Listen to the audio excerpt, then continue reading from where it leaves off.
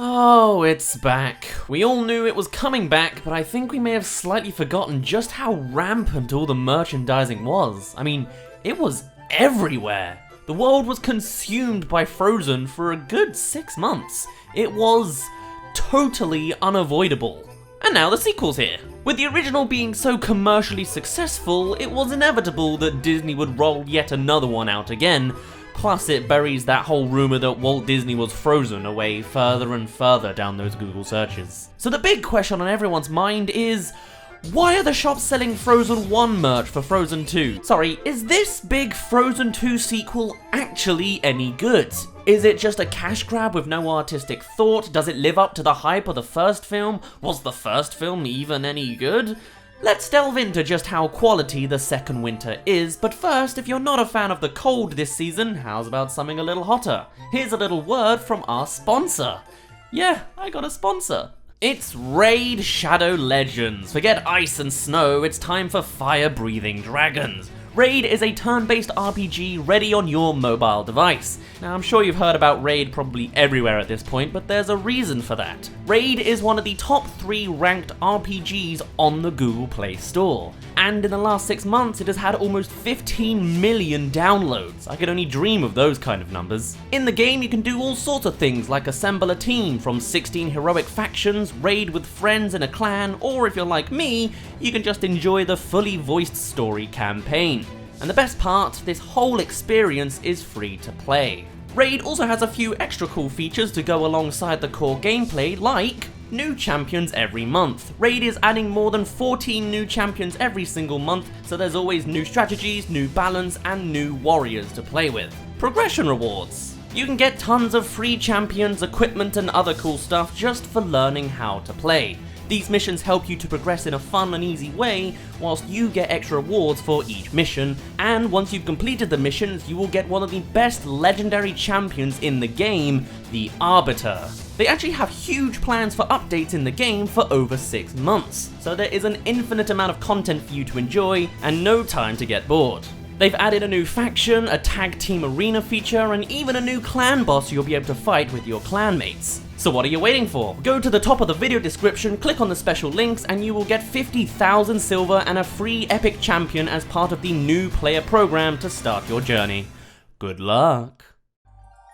So, Frozen 2. Frozen 2 obviously had some massive shoes to fill, with the original being so supermassive that it practically is the foundation for the future of Disney films and the go-to representative of what the franchise stands for. And clearly, that means the sequel is going to have absolutely all eyes on it. The pressure is on for Frozen 2 to be perfect on so many different fronts. This may just be yet another Disney sequel, but not only does it need to capitalize on expanding the icon that was the first film, but also satisfy all types of audiences in order to not tarnish the, magic that the first film seemed to have. Now in this video we're going to cover the film through several different angles, rather than simply going through it chronologically. So if you're avoiding spoilers, you're in the wrong place, but let's be honest, this is a massive film, you've had all weekend to consume it. If you're gonna watch it, you already have done. So with that in mind, why not start on the very topic that made Frozen 1 the icon that it is today, the songs. I mean, yeah, let's be honest, Frozen 1 isn't exactly the greatest Disney film. Many people prefer Tangled, for example. Loads of other people would argue all sorts of other Disney gems are the best of the best, like The Lion King, or maybe Hercules to some people. And the reason Frozen had as much of a reach as it did is because of the quality of their songs, or at the very least, the viralness that came with them. So, how's the sequel's songs? Well, you can definitely feel a formula when you hear them. Many of these songs are direct sequels to the previous songs. The same characters, the same themings, the same scenarios. You kinda get it. Instead of starting off with Frozen Heart foretelling the main events of the film, Frozen 2 begins with All Is Found, a lullaby telling many of the same beats of the future story, which reoccur as part of a lingering theme throughout the film. And it does a good job in several elements. For a start, it brings back a role for Elsa and Anna's parents to finally make another appearance and introduce us to the story that's about to be told. But what I particularly like about it over Frozen Heart is that it reappears in several other places later on, such as with the other Northoldra's folk song, as well as in Elsa's Song of Discovery as an extra duetting piece with her mother across all these years. As a startup, it just feels so much more weighted and emotional as opposed to the original, which just had a Shakespearean-style foreshadowing and then no other part again. Following up, we have Some Things Never Change, acting as a general representation of every character's placement throughout the day. With it being 3 years later and now autumn, Olaf's obsessing over maturity and change, Anna is joyously living in the moment, Kristoff has plans to propose to Anna, and Elsa is trying to seize the day, though is nervous of the change from the voice calling to her. It's the modern day reimagining of For the First Time in Forever, without the abrupt interruption at the end. I personally prefer the original here. It was my favourite from the first film, but this song does good at what it intends to do. We see a happy day and several character arcs starting. So moving on, we come to an odd choice. Into the Unknown, the big pressurized song attempting to follow up Let It Go. This is the one all the marketing is pushing forwards, and I was surprised to see it here. I mean, doesn't it seem a little early? It's not even a matter of playing the first half of the song being nervous of progressing forwards and then capitalizing on the confident second part when she actually, goes into the unknown, like the mist or something.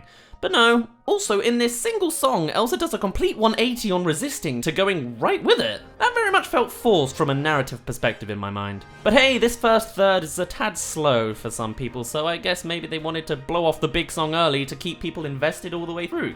Though a nice extra touch for Elsa's songs is the reoccurring motif of that spiritual singing, which makes the entire soundtrack feel a little bit more connected, which is artistically the better choice. Will it be as big as Let It Go? No, I don't really think it's possible. It's good in its own little way, but Let It Go was enough of a lucky fluke. Nothing will keep up with it. But in a similar vein, most of the soundtrack has its own mainstream cover, with Disney really pushing forwards that viral hit from somewhere, even if it's not the upfront Into the Unknown track. I guess we'll have to simply see what clicks. With those three big songs out of the way so early on, the narrative takes over for a while, until we hop into the Enchanted Forest with Olaf all by himself as he sings When I'm Older. Clearly, this is his new version of In Summer, getting his own solo goofy track. He's scared of the magic going on around him, and clicking in with that kind of he's talking about maturity and getting older and wiser. It's an alright song. We were laughing at the absurdity of his logic before, and now it's the same of how he's coping with reality, but really, it's just to flaunt some of the elemental spirits around him, and to make the kids laugh when he's screaming. Otherwise, it's okay. Jumping ahead a little again, we come to Kristoff. Okay, so hey, this is a pretty divisive song, huh? But first we get a nice little reprise of Reindeers Are Better Than People. He doesn't sing much in the original, so now's his chance, and it's nice. And then we get Lost in the Woods, and this is where I gotta come out and say, this is genius. For some people, this is the worst song. For others, this is the best one, and I think that's exactly the point. Everyone's gonna be rushing to see this film and put in their own 2 cents. I mean, it's going on right now, isn't it? The viewing audience is crazy broad with this being a viral sequel, and this song is for those cynics, I think. Lots of people came to watch the film all prepared to make a bad review, and even if you hate everything else, this song could very much be way more up your alley. Whether the different style being a mopey Backstreet Boy is what gets you going, or the cringy visual imagery that's absolutely begging for the meme treatment. Seriously, this song's totally trying to get hit with memes. All publicity is good publicity. But despite all that negativity, I kinda like the wordplay of the title, and almost actually the little song, but maybe I've been listening to it too much. Anyway, moving on. Show Yourself. This is Elsa's second Let It Go, yet another realization for her. And it's pretty powerful. Not only is it properly placed this time and gets out more of that powerful singing voice of Idina Menzel, of course, but it holds so much more weight to the song emotionally as well. As she's searching deep into outer Harlan, the voice begins getting closer, soon to bring all of the answers to her origin. And as she reaches the end, it reveals itself through memories of her mother singing that old lullaby at the start of the movie. Across the years, Elsa begins singing a duet with her late mother despite all of time and death parting them separately. Finding the ice spirit who bridges all spirits and the people to be the mother she's only learning the past of now. And from there, taking the mantle as the next ice spirit. Wow, that's some pretty big emotional stuff, honestly. And it's really, really good, I gotta say. Loving that motifing as well. And then sadness. Anna grieving over 2 deaths. Her notes are flat, or at least not ranging, and in her own little arc, trying to find the will to move on when everything has changed, much like she didn't think it would before. In this moment, she's forgetting the anxieties of the distant future and going with the next best options for each immediate step. It's nice. Pretty standard stuff. The narrative of it was much more interesting than the song to me though. But otherwise, you know, it's there. And oddly enough, that's the last song in the film. A sad song ending on a positive note. The rest is all narrative and happy endings from here on out. Certainly not the end I would have expected, but that's where it went. Huh. Overall, the songs are pretty damn good. And yet, they're safe and formulaic, which isn't necessarily the worst thing.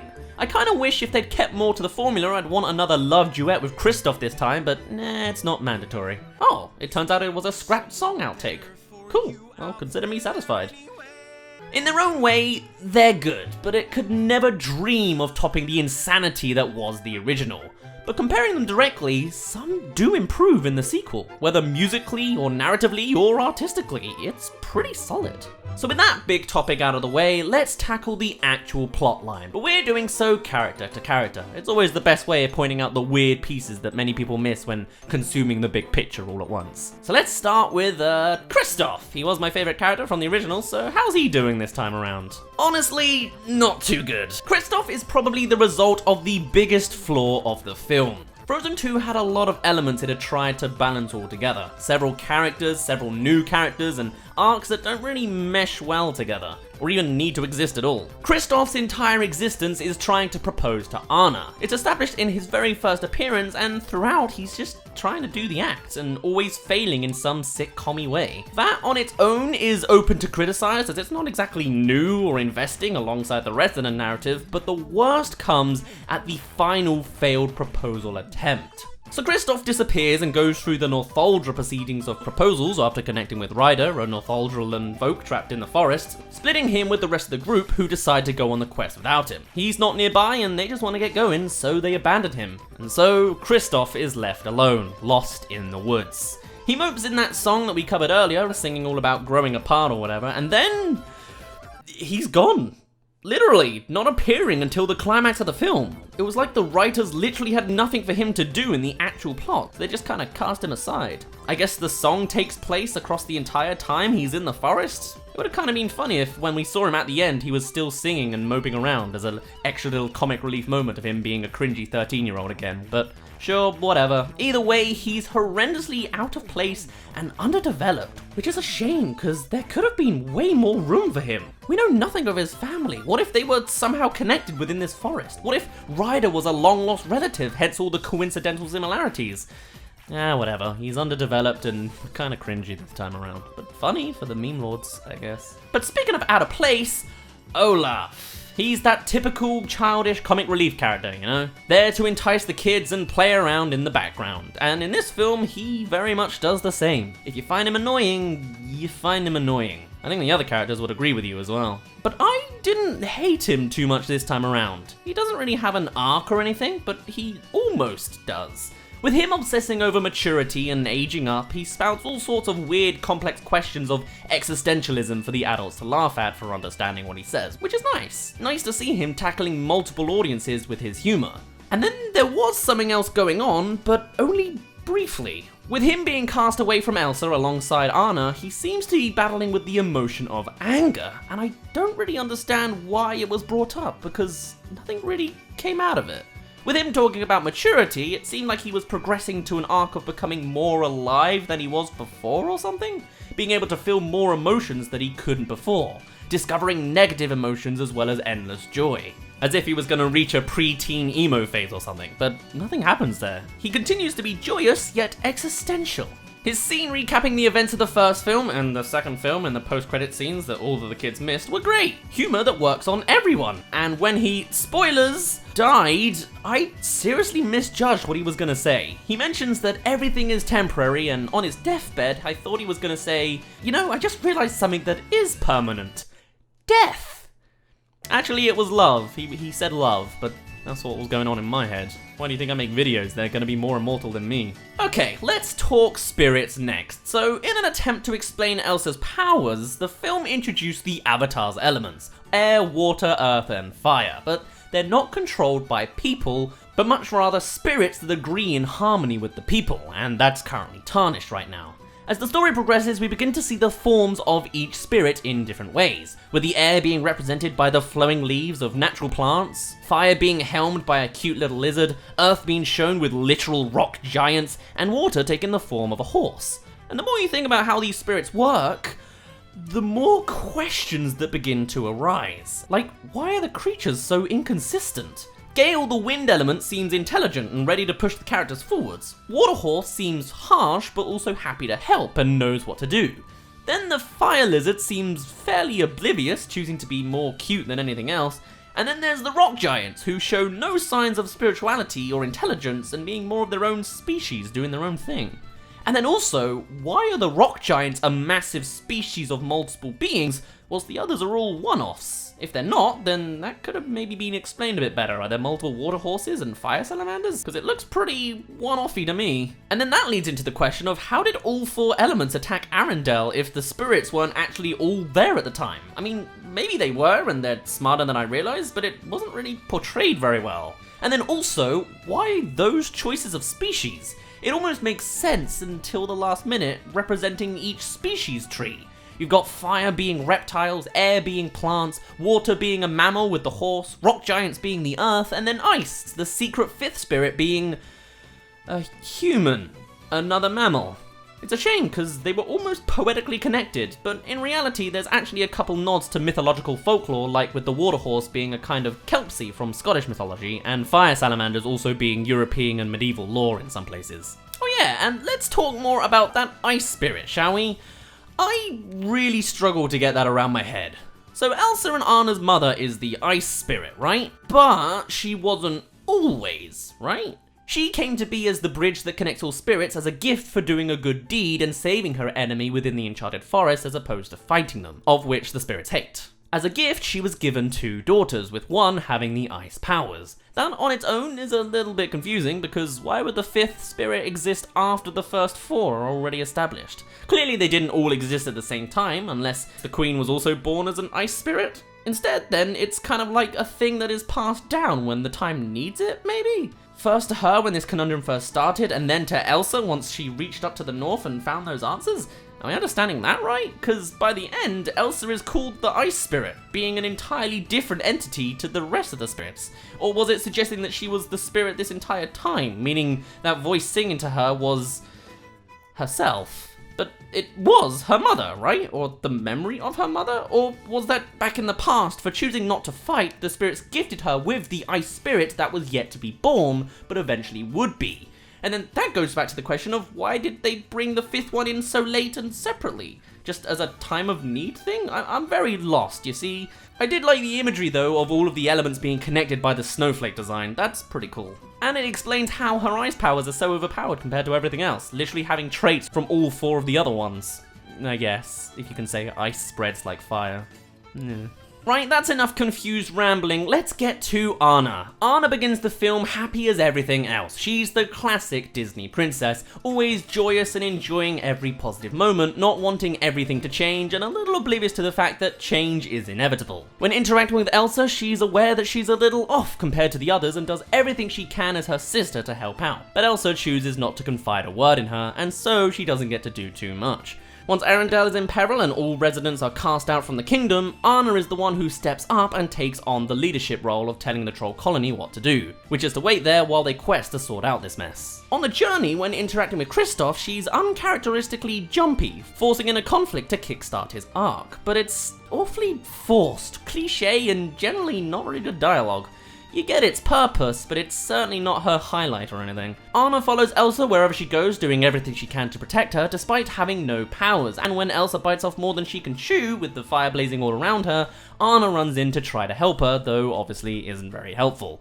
She makes it adamantly clear afterwards that Elsa needs to pace herself. Anna also has a nice little connection with one of the Arendellian folk she finds in the forest, Lieutenant Matthias. Following Elsa more, after discovering a bit of the secrets behind their parents' death, she is pushed far away from Elsa and falls downstream. She's angry and powerless to do anything, and finds the home of the rock giants. Then she falls down a pit, everybody dies, and she learns what to do. She's sad, gets the power to move on, comes to the conclusion of destroying the dam that represents the conflict between the two tribes as it strips one's resources, and doing so by leading the ways of the natural spirits, or just one of them. Still, it's the most power that she's ever had. She's saved by Kristoff, who appears as her fast travel and convinces Matthias to assist. The dam is broken, the forest is freed, and Anna becomes Queen of Arendelle after Elsa appoints her. Whoa, that felt a little weirdly paced, right? And I don't exactly know how to explain it. Being protective and then pushed away kinda makes sense, right? Then the pit sequences were there and just kinda moved awfully quickly, you know? They go down, talk, and then Olaf dies. Meanwhile, Elsa wrangles the waterhorse, gallops to another island, explores the icy cavern, discovers the spirits, opens up more memories, and then freezes over. It feels a little unbalanced. And then the turnaround of breaking the dam as the climax of the film is a little underwhelming. The dam as a central point is a little cliched, and it wasn't that amazingly represented either. Why weren't all the other spirits involved in the destruction? Why was it done with the unsmart brute force guys? Why did everyone accept it so quickly? Like, there's literally no villain in this story. It's just a series of revelations. Only their grandfather being the source is close enough to that title. But he died in the past, so it's irrelevant. If he wasn't, that could have been interesting. Or if Matthias refused Anna right at the dam, that could have been a cool little twist. It was what I was expecting, but then he just went along with it anyway. A basic and happy ending.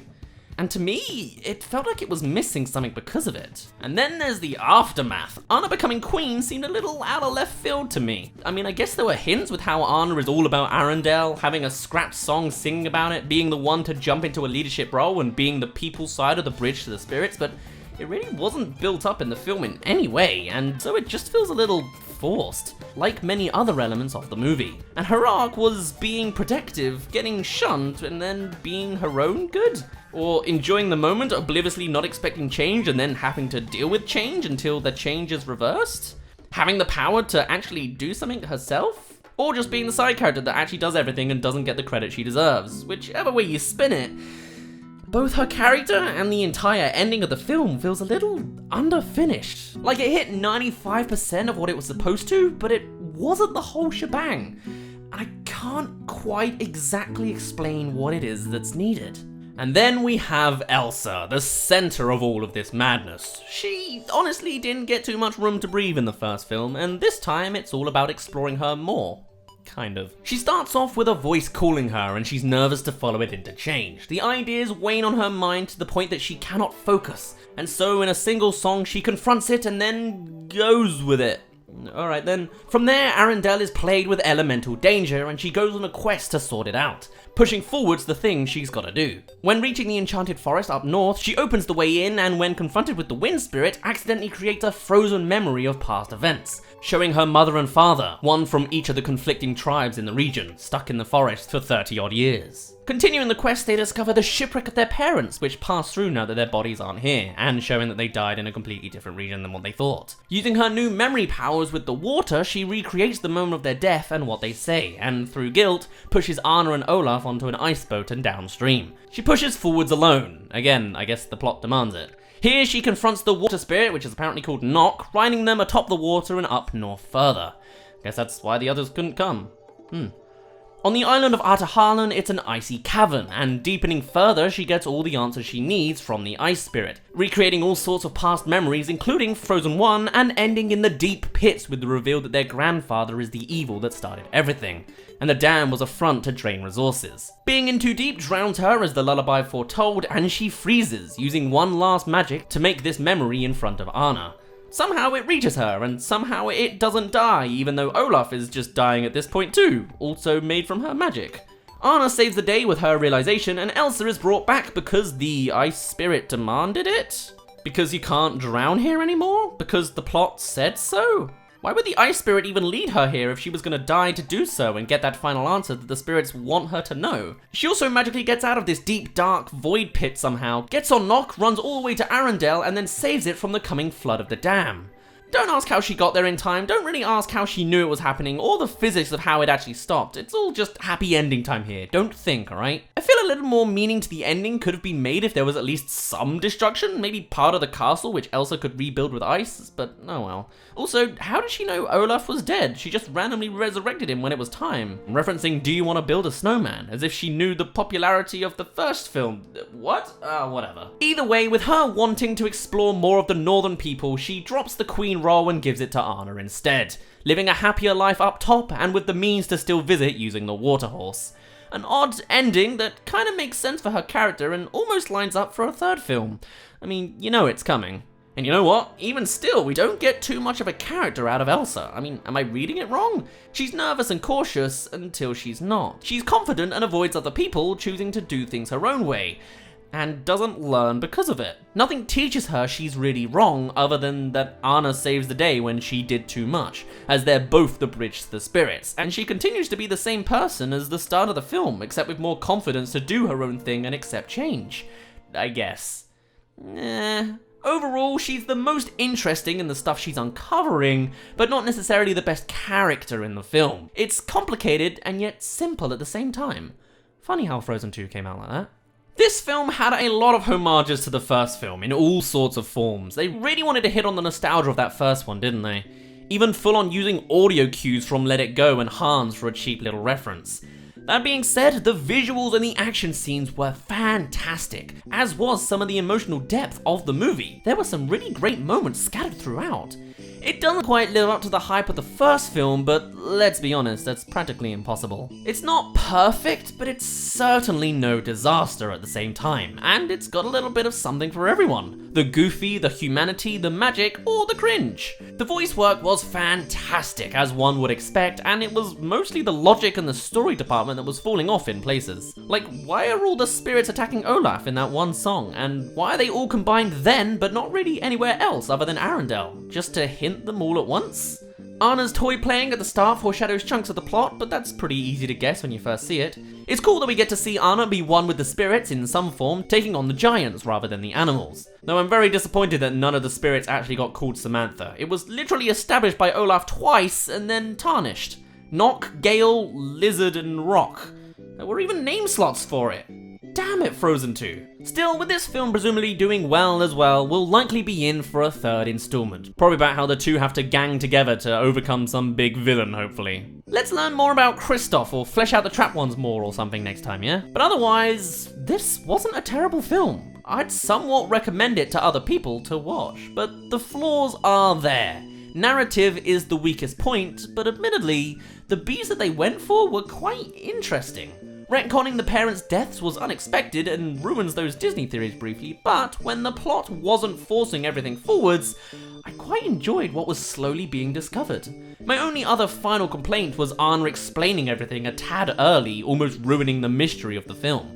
Outright saying that Elsa was a gift from the spirits to the parents for saving one another rather than fighting like the rest, and there was another example of a bigger meaning that she just sort of spelled out really quickly. I don't remember it right now, but there was something where she just over-explained it a little too soon and ruined the magic. It's nice that she's smart, but it could have done with more of a big reveal for us audiences to work out and piece together, maybe. I don't know. I enjoyed the film, I would maybe watch it again, and many elements I prefer over the original, but I doubt we'll ever get a hit like that one again, especially organically. But I may be wrong. I guess we'll just have to see what pops up on YouTube and radio everywhere. For now though, I'm gonna end it off here. My name's been Dazz, you don't really care, and I'll see you in a bit.